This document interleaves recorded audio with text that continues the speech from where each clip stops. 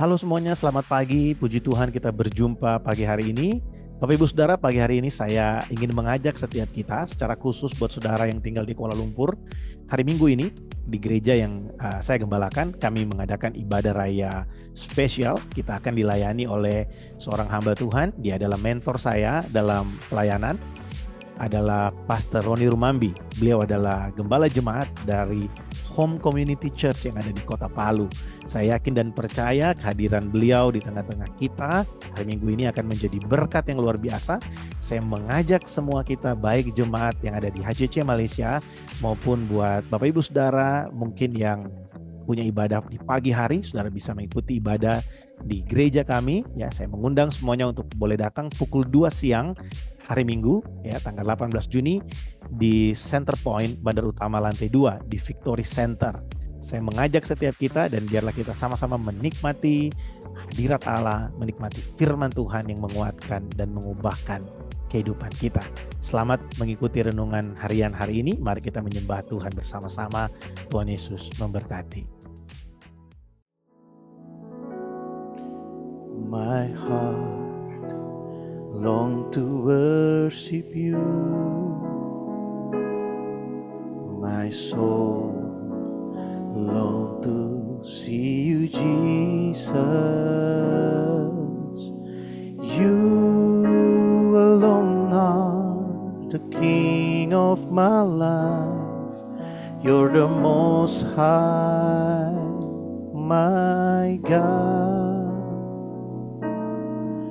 My heart long to serve you, Lord.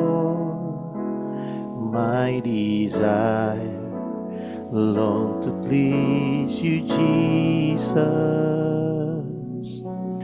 You alone are my hope and my strength.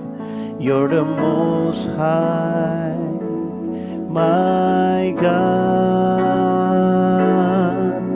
I worship you, Jesus. I worship you with all of my heart and all of my soul. I love you. I love to worship you. Thank you, Lord. My heart long to worship you. Yes, Lord. My soul long to see you, Jesus. You alone are the King of my life. You're the Most High, my God. My heart long to serve you, Lord. My desire long to please you, Jesus. You alone are my hope and my strength. You're the Most High, my God. I worship you, Jesus. I worship you with all of my heart and all of my soul. I love you. I love to worship you. I worship you, Jesus. I worship you with all of my heart and all of my soul. I love you. I love to worship you.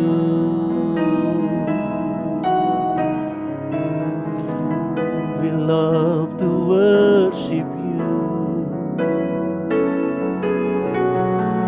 Kami rindu Engkau, ya Roh Kudus mengalir di tengah kami. Thank you, Jesus. Let your spirit fill this place, sweet spirit, fill my heart. Let your presence fill this place as we worship you, as we worship you. Let your spirit fill this place, sweet spirit,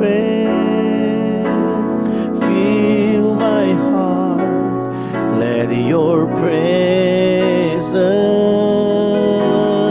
fill this place as we worship you, as we worship you. Let your spirit fill this place, sweet spirit, fill my heart. Let your presence fill this place as we worship you, as we worship you. Thank you. I worship you, Jesus. I worship you with all of my heart and all of my soul. I love you. I love to worship you. I worship you, Jesus. I worship you with all of my heart and all of my soul. I love you. I love to worship you. I worship you, Jesus. I worship you with all of my heart, yes, Lord, and all of my soul. I love you. I love to worship you. Sama-sama nyanyi. Ku sembah kau. Ku sembah kau, Yesus. Ku sembah kau, senap hatiku dan kekuatanku. Ku rindu menyembahmu, Yesus. Segenap hatiku dan kekuatanku. Ku rindu menyembahmu, Yesus.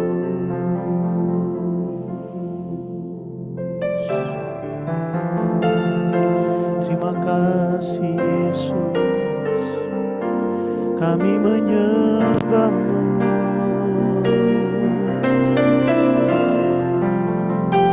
Kami tinggikan nama-Mu. We worship you. We glorify your name.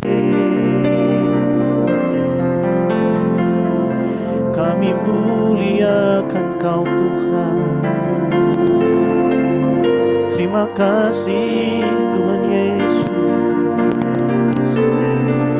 Terima kasih Tuhan Yesus. Kami tinggikan Engkau Tuhan. Terima kasih untuk hari ini Tuhan. Terima kasih. Terima kasih Tuhan. Yes Lord. Biarlah Roh-Mu memenuhi setiap kami. Penuhi kami dengan urapan yang baru Tuhan. Penuhi kami dengan urapan yang baru Tuhan. Penuhi kami dengan minyak yang baru pagi hari ini Tuhan Yesus. Terima kasih Yesus. Let your spirit Lord. Let your spirit Lord come and fill us. Holy Spirit, we need you Holy Spirit more and more. Terima kasih.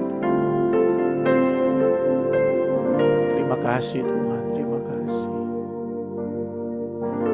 Kau kekuatan kami, Kau sukacita kami. Terima kasih untuk pagi ini kami bersyukur Tuhan. Kami boleh menikmati Engkau satu hari lagi. Terima kasih untuk hari yang baru. Kami bersyukur. Sungguh Engkau baik bagi setiap kami. Terima kasih Tuhan. Pagi hari ini Tuhan kami rindu. Bukan hanya dipuaskan dengan hadirat-Mu waktu kami menyembah Engkau, tapi untuk kami boleh belajar firman-Mu bersama-sama. Kami boleh merenungkan kebenaran firman-Mu. Kami percaya Tuhan firman-Mu hidup dan berkuasa. Firman-Mu tidak pernah berubah. Firman-Mu terus mengubahkan kehidupan kami, memberkati, menguatkan kami. Berkati umat-Mu Tuhan dimanapun berada. Berkati kami dengan segala hal yang ada dalam hidup kami. Kami percaya Tuhan bahwa ada the sweet spirit yang bersama dengan kami, yaitu Roh Kudus, yang selalu memberikan kami kekuatan. Terima kasih Tuhan. Berbicaralah bagi kami pagi ini. Kami buka hati kami bagi Engkau. Dalam nama Tuhan Yesus kami berdoa. Amin. Puji Tuhan. Shalom semuanya. Selamat pagi. Ya, kita bersyukur hari ini kita berjumpa kembali. Dan saya yakin dan percaya apa yang sudah kita sama-sama renungkan di beberapa hari yang lalu, itu semua memberkati kita, menolong kita untuk kita terus memiliki pengenalan akan Tuhan. Ya, kita dipanggil untuk saling melayani, kita dipanggil untuk bertumbuh menjadi dewasa, dan kita dipanggil untuk bertumbuh di dalam kasih. Nah, saudara, hari ini kita akan sama-sama melihat satu bagian di dalam Efesus pasal yang keempat, masih dari surat Rasul Paulus kepada jemaat yang ada di Efesus. Kita akan melihat ayat yang ke-17 sampai dengan ayat yang ke-24, cukup panjang, tapi kita nggak akan lihat secara keseluruhan. Ya, saya akan bacakan saja bagi setiap kita, dan kita akan membagi bagian ini menjadi dua. Ya, kita akan melihat yang pertama ayat yang ke-17 sampai dengan ayat yang ke-20, lalu ayat yang ke-21 sampai dengan ayat yang ke-24. Saya akan bacakan bagi setiap kita. Efesus pasal yang keempat, ayat yang ke-17 sampai dengan ayat yang ke-20, demikian firman Tuhan. Ini diberikan judul Manusia Baru, ya. Di dalam Alkitab kita, Alkitab Bahasa Indonesia, judulnya Manusia Baru. Ayat 17, sebab itu kukatakan dan kutegaskan ini kepadamu di dalam Tuhan, jangan hidup lagi sama seperti orang yang tidak mengenal Allah dengan pikirannya yang sia-sia dan pengertiannya yang gelap, jauh dari hidup persekutuan dengan Allah karena kebodohan yang ada di dalam mereka dan karena kedegilan hati mereka. Nah, di dalam ayat yang ke-18 ini berbicara sebenarnya tentang orang-orang yang menolak pengenalan akan Allah, ya, kedegilan hati mereka. Karena mereka karena kebodohan yang ada di dalam mereka dan karena kedegilan hati mereka, mereka tidak mau menerima pengenalan akan Allah. Nah, ayat 19. Perasaan mereka telah tumpul sehingga mereka menyerahkan diri kepada hawa nafsu dan mengerjakan dengan serakah segala macam kecemaran. Oke, sampai ayat yang ke-19 ya. Kita lihat bagian yang pertama ayat 17 sampai ayat yang ke-19. Ayat 19 saya bacakan sekali lagi buat kita. Perasaan mereka telah tumpul sehingga mereka menyerahkan diri kepada hawa nafsu dan mengerjakan dengan serakah segala macam kecemaran.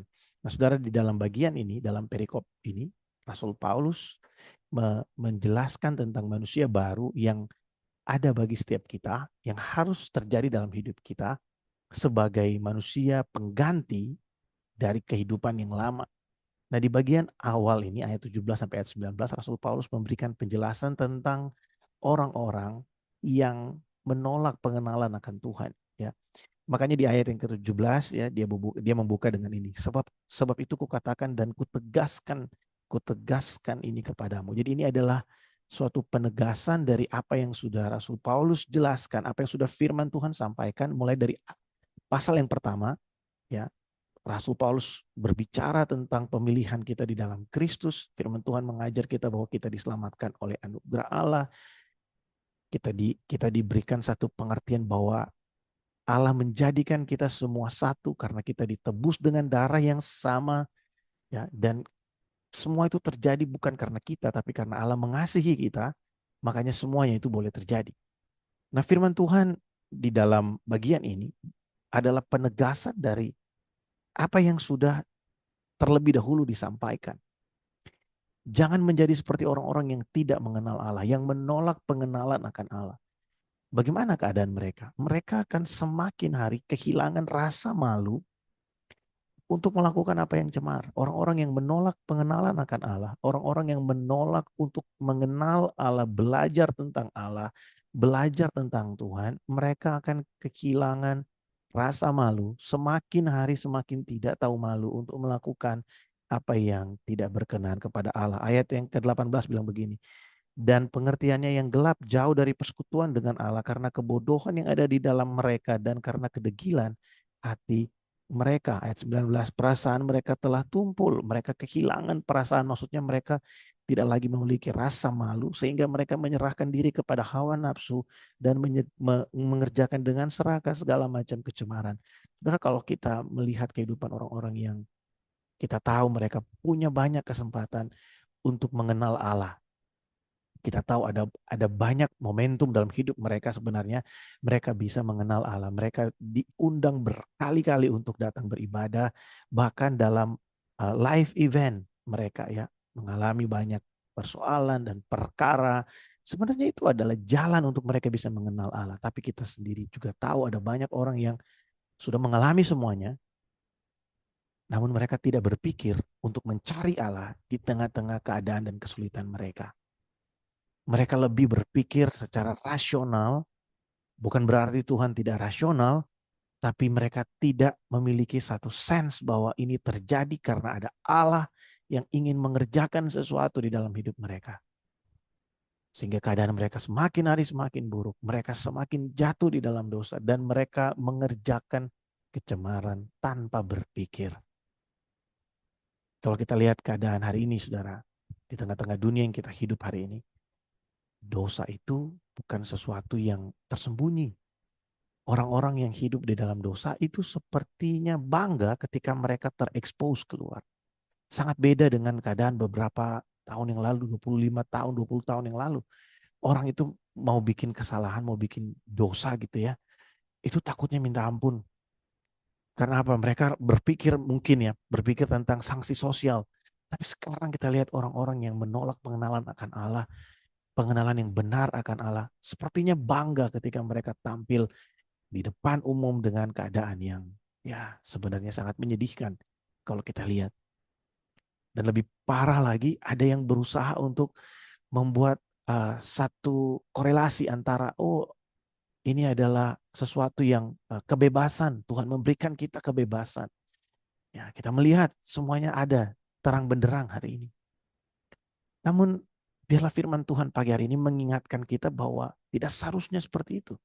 Kalau kita mengenal Allah dengan benar, harusnya kita tahu apa yang sedang terjadi hari-hari ini, itu tidak seperti yang Tuhan kehendaki. Tuhan tidak menghendaki kehidupan yang seperti itu, karena itu adalah kehidupan daripada mereka yang tidak mengenal Allah, yang menolak pengenalan akan Allah. Nah, di ayat yang ke-20 sampai dengan ayat yang ke-24 diberitahu kepada kita apa yang harus kita lakukan. Ayat 20 bilang begini. Tetapi kamu bukan demikian. Kamu telah belajar mengenal Kristus. Perhatikan, kamu telah belajar mengenal Kristus. Berarti telah mendengarkan Injil dan belajar tentang firman Tuhan. Karena kamu telah mendengar tentang Dia dan menerima pengajaran di dalam Dia menurut kebenaran yang nyata di dalam Yesus. Yaitu bahwa kamu berhubung dengan kehidupan kamu yang dahulu harus menanggalkan manusia lama yang menemui kebinasaannya oleh nafsunya yang menyesatkan, supaya kamu dibarui di dalam roh dan pikiranmu dan mengenakan manusia baru yang telah diciptakan menurut kehendak Allah di dalam kebenaran dan kekudusan yang sesungguhnya. Saudara perhatikan, orang-orang yang sudah mengenal Kristus, yang sudah belajar tentang Kristus, sudah mendengarkan Injil dan belajar betapa Allah mengasihi kita, betapa Allah itu sungguh-sungguh mencintai kita, Dia memberikan nyawanya untuk menebus setiap kita. Dia menyelamatkan kita karena Dia mencintai kita, karena kita ini adalah milik kepunyaannya. Maka ada yang harus kita lakukan sebagai respon dari apa yang sudah Allah berikan buat kita. Apa itu? Kita dengan sengaja meninggalkan cara hidup yang lama. Saudara, meninggalkan cara hidup yang lama, cara hidup yang dulu kita hidupi sebagai orang yang tidak mengenal Allah, itu harus terjadi dalam keadaan sadar. Jadi karena kita tahu, makanya kita lakukan. Bukan secara tiba-tiba atau seperti kita dihipnotis, tahu-tahu kita yang dari yang malas jadi rajin, bukan. Tapi perlu dengan sengaja melakukan, perlu dengan kesadaran kita memilih untuk melakukan.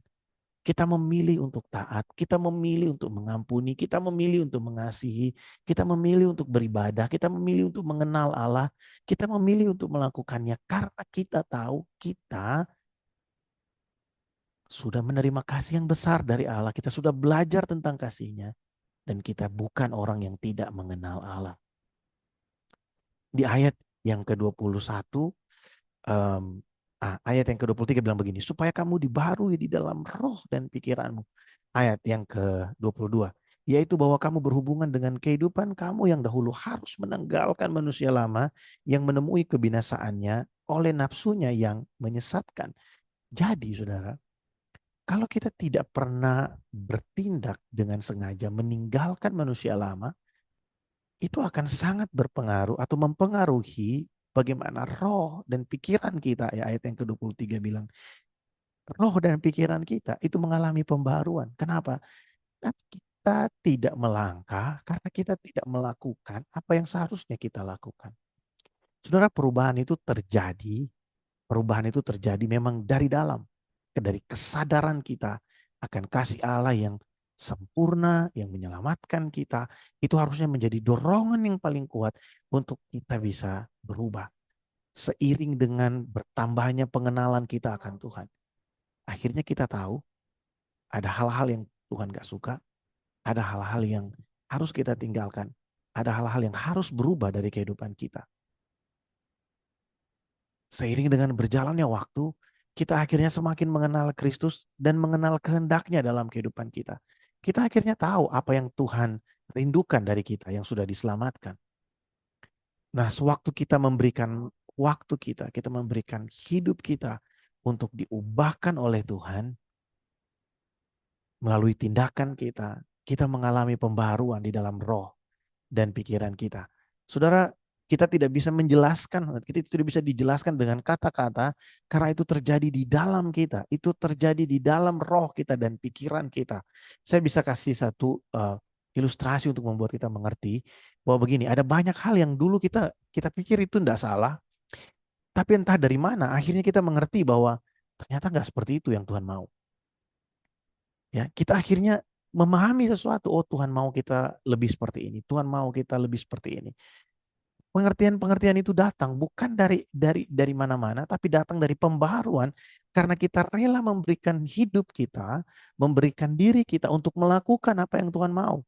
Nah, firman Tuhan berkata dalam Roma pasal yang ke-12, persembahkanlah tubuhmu sebagai persembahan yang hidup, yang kudus dan berkenan kepada Allah. Itu adalah ibadahmu yang sejati. Mempersembahkan tubuh itu kan artinya kita melakukan sesuatu dengan sengaja, dengan pengertian, bukan karena dihipnotis, bukan karena kita nggak sadar, tapi karena kita sadar penuh kita melakukannya. Saudara, hari ini saya mengajak kita untuk merenungkan kembali apakah kita sudah hidup di dalam manusia baru, bukan seperti orang yang tidak mengenal Allah, tapi kita hidup sebagai orang yang sudah dibenarkan, diselamatkan oleh anugerahnya di dalam Yesus Kristus. Mari kita melihat kembali bagian ini, dan biarlah kita semua mendapatkan berkat yang luar biasa melalui perenungan ini. Jangan kita berpikir bahwa perubahan itu terjadi tanpa kita sadari. Tidak, perubahan itu terjadi dengan sadar. Karena kita mengerti, kita tahu, kita sudah belajar tentang Kristus, kita melakukan apa yang Dia mau untuk kita lakukan. Kita hidup seperti bagaimana Dia mau kita hidup. Biarlah firman Tuhan pagi hari ini menolong kita, memberkati dan meneguhkan kehidupan kita. Mari kita berdoa. Tuhan, terima kasih untuk pagi ini, kami bersyukur untuk kasih-Mu. Terima kasih untuk anugerah-Mu yang besar dan berlimpah di dalam Yesus Kristus Tuhan, yang memberkati kami pagi hari ini dengan firman-Mu. Aku berdoa biarlah Roh Kudus mengalir bagi setiap kami dimanapun kami berada, memberikan kekuatan bagi kami, mengilhamkan firman-Mu pagi hari ini, sehingga firman-Mu ini memerdekakan setiap kami. Berkati anak-anak-Mu dimanapun berada Tuhan hari ini, kami percaya sungguh bahwa anugerah-Mu sempurna menopang kami. Tuhan, terima kasih, kami bersyukur Tuhan, sungguh Engkau baik. Di dalam nama Tuhan Yesus kami sambut hari yang baru. Haleluya. Amin. Puji Tuhan saudara, selamat beraktivitas bagi kita semua. Tuhan Yesus memberkati. Shalom.